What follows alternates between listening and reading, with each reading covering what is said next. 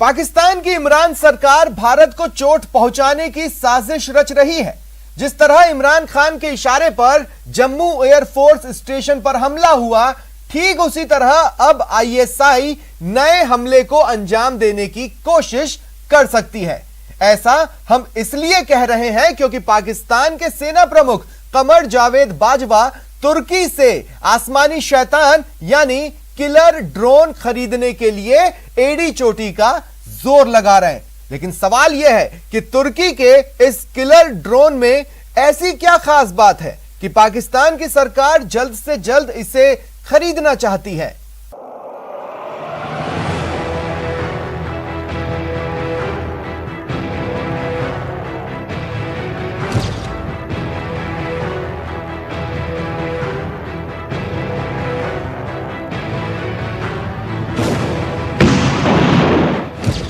आसमान में इमरान के उड़ते शैतान।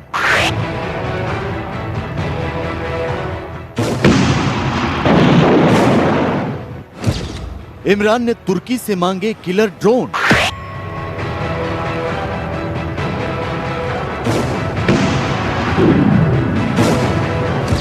किलर ड्रोन बनेगा तबाही की वजह।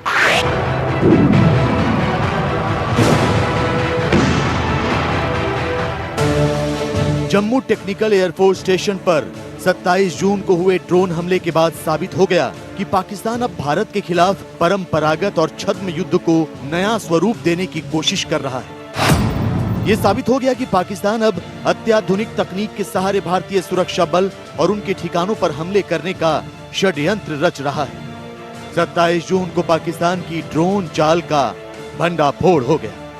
लिहाजा भारत ने एंटी ड्रोन सिस्टम के जरिए एक मजबूत दीवार खड़ी करने की तैयारियों को रफ्तार भी दे दी। लेकिन पाकिस्तान अब अपने नए दोस्त तुर्की से एक ऐसा किलर ड्रोन लेने जा रहा है जो न सिर्फ खतरनाक है बल्कि दुश्मन की सीमा में घुसकर बड़े हमलों को अंजाम देने की सलाहियत भी रखता है।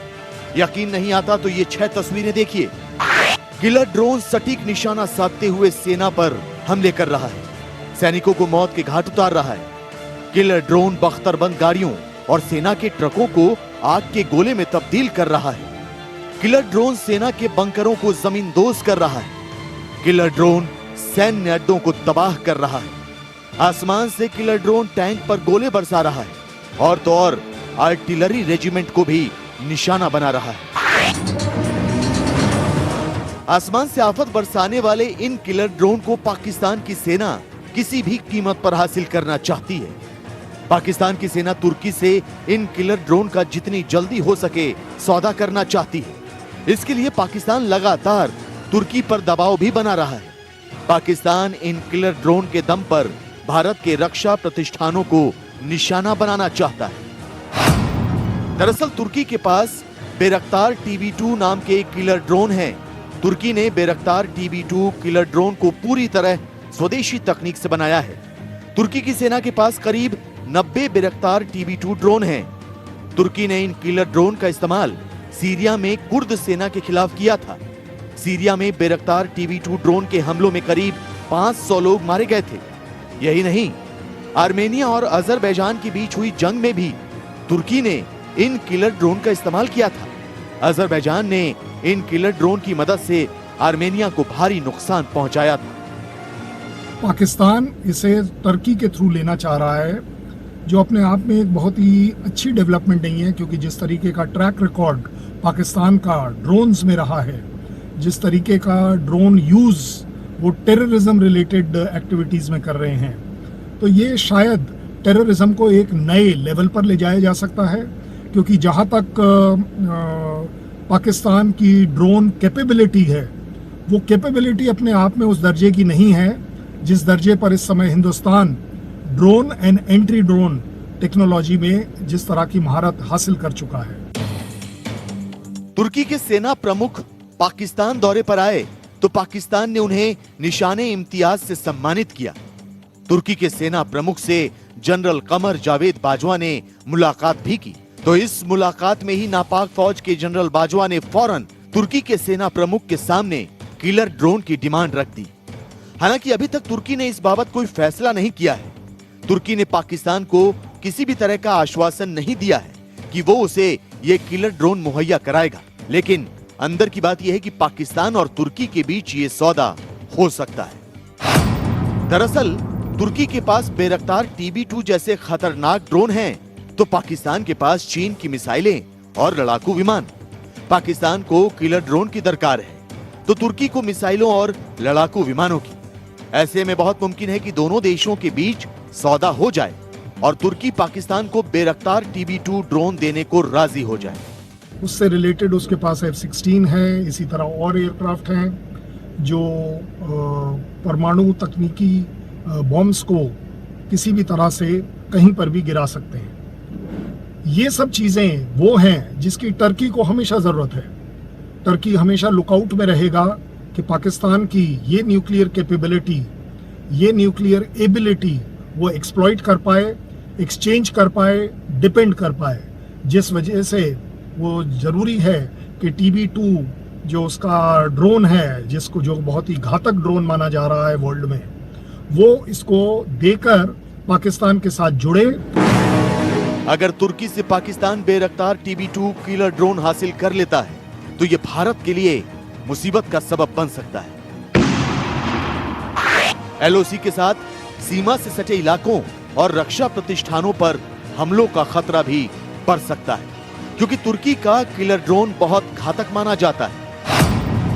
तुर्की का किलर ड्रोन 150 किलोग्राम वजन के बम या मिसाइल लेकर उड़ सकता है। तुर्की का बेरख्तार TB2 किलर ड्रोन दिन के साथ रात में भी उड़ान भर सकता है। ये 150 किलोमीटर दूर तक दुश्मन पर वार कर सकता है। ये ड्रोन रिमोटली ऑपरेट किया जा सकता है या इवन ऑटोनोमस फ्लाइट ऑपरेशंस से भी ऑपरेट हो सकता है। उसकी एक अच्छी क्रूजिंग स्पीड है 70 knots, which is good in drone technology. 24,000 feet तक ये ऑपरेट कर पाता है, ऊंचाई तक, जो अपने आप में इसे रडार और बाकी चीज़ों से बचाता है। इसकी जो फ्लाइट एंड्योरेंस है तकरीबन 24 घंटे की है। इसका कम्युनिकेशन रेंज 150 किलोमीटर है।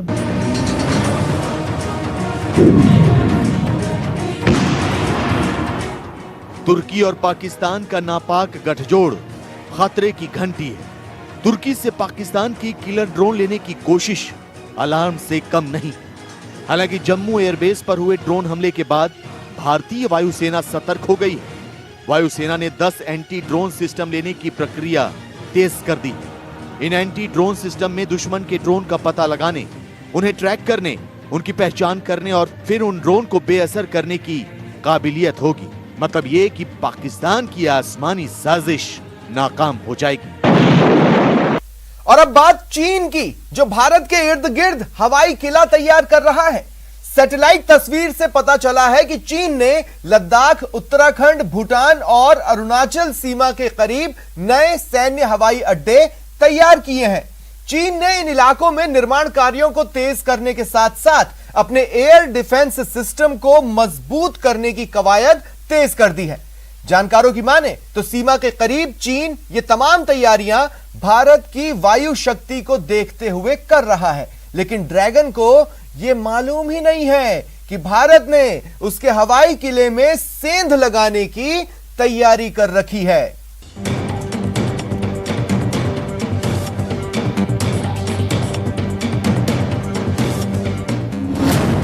डरे ड्रैगन की बॉर्डर पर साजिश।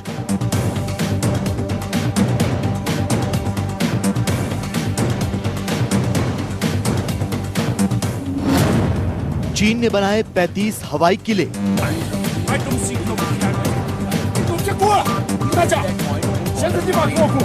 डोकलाम, गलवान और पैंगोंग में भारत के हाथों पिट चुका चीन LAC पर साजिशों का मकरजाल बुन रहा है। चीन संवाद को तिलांजलि देकर सीमा विवाद को हवा देने की एक और कोशिश कर रहा है। लद्दाख में जारी तनाव के बीच चीन भारतीय सीमा पर अक्साई चीन से लेकर अरुणाचल प्रदेश तक बड़े पैमाने पर हवाई किले तैयार कर रहा है। यकीन करना ज्यादा मुश्किल इसलिए नहीं है क्योंकि सैटेलाइट तस्वीर से शी जिनपिंग की इस नई साजिश का खुलासा हुआ है। गौर से देखिए ये सैटेलाइट तस्वीर।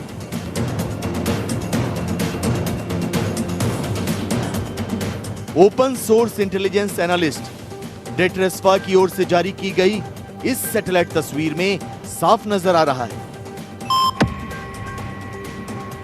कि चीन ने करीब 35 जगहों पर भारत से मुकाबले के लिए तैयारी की है। इन 35 जगहों पर चीन ने अपने एयर डिफेंस नेटवर्क को मजबूत करने की कोशिश की है। इनमें कुछ एयर डिफेंस नेटवर्क के अड्डे पुराने हैं, जबकि कुछ नए बनाए गए हैं। खास बात यह कि चीन ने ज्यादातर नए सैन्य ठिकानों का निर्माण डोकलाम विवाद के बाद किया है। चीन ने लद्दाख सीमा, उत्तराखंड सीमा, भूटान सीमा और अरुणाचल प्रदेश की सीमा पर सतह से हवा में मार करने वाली किलर मिसाइलें तैनात कर दी। सैटेलाइट से मिली ताजा तस्वीर से साफ नजर आ रहा है कि भारत के साथ लगती सीमा पर चीन के इरादे नेक नहीं है। लद्दाख से अरुणाचल प्रदेश तक चीन ने जो एयर डिफेंस नेटवर्क तैयार किया है, उसमें अत्याधुनिक रडार, सतह से हवा में मार करने वाली मिसाइलें और अर्ली वार्निंग सिस्टम भी शामिल है। चीन ने भारत से लगती सीमा पर आक्रामक रवैया अख्तियार कर रखा है। यह यकीन करने के लिए कि दोनों के बीच कोई गैप ना रह जाए जिसका फायदा दुश्मन उठा सके, या फिर कोई ऐसी कोऑर्डिनेशन कमी रह जाए जिससे अपने ही जहाज के ऊपर फायर हो जाए, उसको रोकने के लिए चीन पीएलए एयरफोर्स और पीएलए आर्मी के एयर डिफेंस फोर्सेस को इंटीग्रेट कर रहा है। इन्हीं इंटीग्रेटेड एयर डिफेंस सोर्सेस के लिए ये एयर डिफेंस नेटवर्क स्टेशंस बनाए जा रहे हैं। सूत्रों के मुताबिक चीन एलएसी के पास अपने एयरबेस इंफ्रास्ट्रक्चर को और ज्यादा बेहतर बना रहा है। अपने फाइटर जेट के लिए नए हैंगर बना रहा है। ये हैंगर चारों तरफ से बंद होंगे और इनमें लड़ाकू विमानों को सुरक्षित रखा जा सकेगा। आपको बता दें कि चीन एलएसी के पास जो नए हैंगर बना रहा है, उनकी दीवार 3 मीटर से भी ज्यादा मोटी है। हैंगर के दरवाजों को मजबूत स्टील प्लेट से तैयार किया जा रहा है। ये इतने मजबूत होंगे कि 300 से 500 किलोग्राम के बम से भी हैंगर में खड़े लड़ाकू विमानों को कोई नुकसान नहीं होगा। इसके अलावा चीन पाकिस्तान के स्कार्दू एयरबेस में नया लाइटिंग सिस्टम लगा रहा है ताकि 24 घंटे हर मौसम में एयर ऑपरेशन जारी रखा जा सके।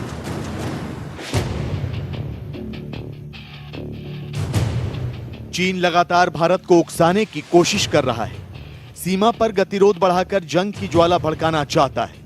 वॉल स्ट्रीट जर्नल की रिपोर्ट के मुताबिक चीन ने गलवान हिंसा के दौरान तैनात सैनिकों की संख्या से इस बार 15,000 ज्यादा जवानों को एलएसी के करीब तैनात किया हुआ है।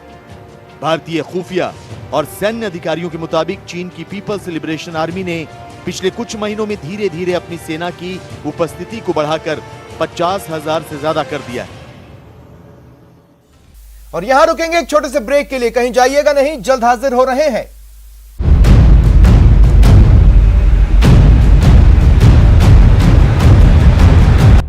भारत से 4000 किलोमीटर दूर ताइवान में भी चीन के हवाई किले में सेंध लगी है। चीन के फाइटर जेट फिर एक बार ताइवान की वायु सीमा में उसे डराने के इरादे से घुसे थे, लेकिन ताइवान के लड़ाकू विमानों ने चीन के लड़ाकू विमानों को अपनी सीमा से बाहर खदेड़ दिया। चीन की ऐसी हरकत को लेकर जापान और अमेरिका उसे यह धमकी दे चुके हैं कि ताइवान पर कब्जे की कोशिश चीन को भारी पड़ सकती है, लेकिन ताकत के नशे में चूर चीन ने जापान को ही मिटा देने की धमकी दी है।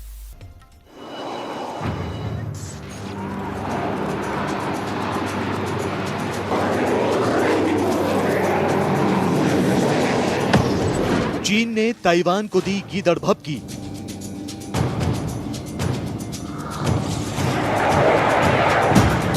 ताइवान ने चीन को दिया करारा जवाब। अमेरिका जापान ने भी चीन को दी चेतावनी।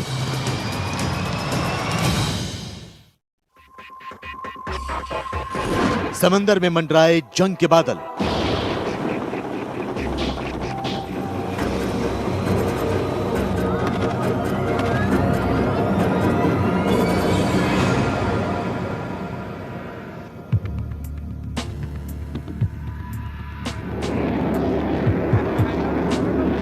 एक बार फिर चीन ने ताइवान को डराने की गलती की है। एक बार फिर चीन के जंगी जहाजों ने ताइवान की वायु सीमा में घुसपैठ की है और हमेशा की तरह एक बार फिर ताइवान ने चीन को करारा जवाब देते हुए उसके जंगी जहाजों को अपनी सीमा से बाहर खदेड़ दिया है। बुधवार को चीन के फाइटर जेट ताइवान के ADIZ यानी एयर डिफेंस आइडेंटिफिकेशन जोन में घुस गए थे।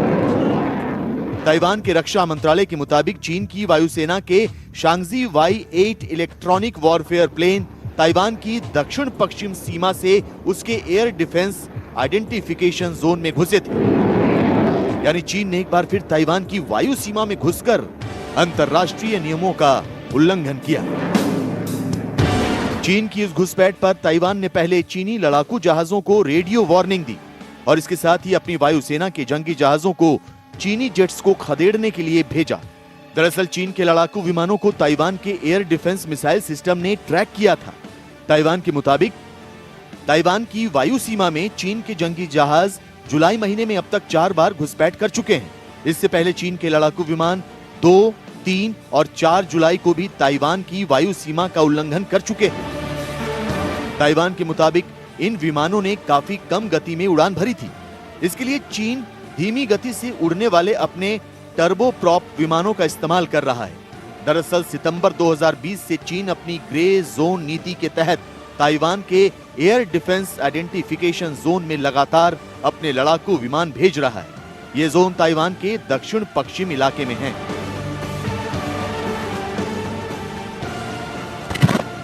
ताइवान के एयर स्पेस के वायलेशन के माध्यम से वो ताइवान को धमकाने की कोशिश करता है, ताइवान को दबाव में रखने की कोशिश करता है और ताइवान के माध्यम से ये जो विस्तारवादी चाइना है वो पूरे क्षेत्र के अन्य राष्ट्रों को भी चेतावनी देने की कोशिश करता है। और जाहिर है कि चाइना का ये जो पूरा रवैया है, जो चाइना का ये जो पूरा कृत्य है, वो पूरे क्षेत्र के रूल्स बेस्ड ऑर्डर के विरुद्ध जाता है और चाइना लगातार अपनी इन्हीं हरकतों की वजह से पूरे इंडो पैसिफिक रीजन के रूल्स बेस्ड ऑर्डर के लिए खतरा बन गया है। चीन की ताइवान को पिछले कुछ वक्त से लगातार धमकी देने के सिलसिले पर जापान के उप प्रधानमंत्री तारो आसो ताइवान को मदद का भरोसा दे चुके हैं। उनके बयान पर ड्रैगन बुरी तरह भड़का हुआ है। चीन के सरकारी अखबार ग्लोबल टाइम्स के एडिटर हू शिजिन ने एक लेख के जरिए जापान को धमकी देते हुए लिखा है कि अगर जापान की सेना ताइवान की मदद के लिए आगे आई तो उसे चीन की सेना मिटा देगी। हू शिजिन ने चीन के सोशल मीडिया वेबसाइट वीबो पर जापानी उप प्रधानमंत्री को बड़बोला भी लिखा है। हू शिजिन ने अपने आर्टिकल में यह भी लिखा है कि अगर ताइवान स्ट्रेट में युद्ध होता है तो जापान के लिए अच्छा होगा कि वो इससे दूर रहे। अगर जापान की सेना युद्ध में शामिल होती है और चीन की सेना पर हमले करती है तो पीएलए न सिर्फ जापान की सेना को तबाह कर देगी बल्कि उसे जापान के सैन्य अड्डों और उससे जुड़े सैन्य प्रतिष्ठानों पर हमला करने का अधिकार होगा ताकि उसे पंगु बनाया जा सके। चाइना को लेकर के पूरे लोकतांत्रिक विश्व में एक चिंता, एक अलर्ट की सिचुएशन है और ऐसे में चाइना के विरुद्ध तमाम लोकतांत्रिक राष्ट्रों की लामबंदी लगातार तेज हो रही है और ऐसे में चाइना जापान जैसे देशों को सिर्फ धमकी ही जारी कर सकता है। जाहिर है कि वो एक्शन लेने की उसके पास क्षमता नहीं है और यदि किसी तरह की चूक चाइना की तरफ से ताइवान के प्रति या जापान के प्रति की गई तो इसकी बहुत बड़ी कीमत चाइना को चुकानी होगी। ऐसी स्थिति में चाइना की पराजय सुनिश्चित है।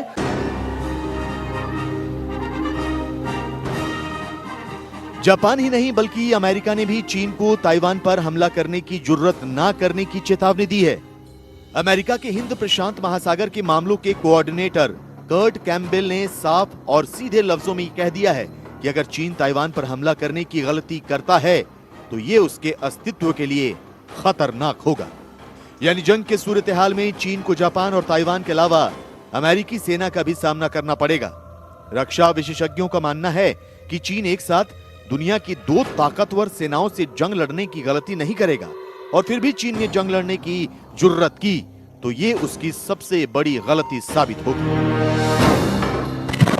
चाइना अमेरिका, जापान, ताइवान के साथ युद्ध नहीं कर सकता और यदि वो इस तरह के किसी युद्ध की हिमाकत करता है तो उसमें चाइना की पराजय सुनिश्चित है, इसमें कोई दो राय नहीं है। अमेरिका की मिलिट्री की पावर बहुत बड़ी है, जापान भी एक शक्तिशाली राष्ट्र है और ये दोनों राष्ट्रों के बीच का सिक्योरिटी अलायंस भी है। और जाहिर है कि यदि अमेरिका के ऊपर कोई हमला होता है, जापान के ऊपर कोई हमला होता है, तो विश्व के जो अन्य लोकतांत्रिक राष्ट्र हैं वो भी अमेरिका और जापान की मदद के लिए सामने आएंगे। रक्षा विशेषज्ञों के मुताबिक चीन ताइवान पर जापान और अमेरिका समेत दुनिया के कई बड़े और ताकतवर देशों की चेतावनियों को जानबूझकर नजरअंदाज कर रहा है। चूंकि वो ताइवान के मसले पर खुद को छोटा नहीं दिखाना चाहता, लिहाजा वो ताइवान पर कब्जे की गीदड़ भभकियां दे रहा है। क्योंकि ये बात तो चीन खुद भी जानता है कि अगर उसने ताइवान को कब्जे में लेने के लिए जंग शुरू की तो ये जंग उसे बर्बाद भी कर सकती है।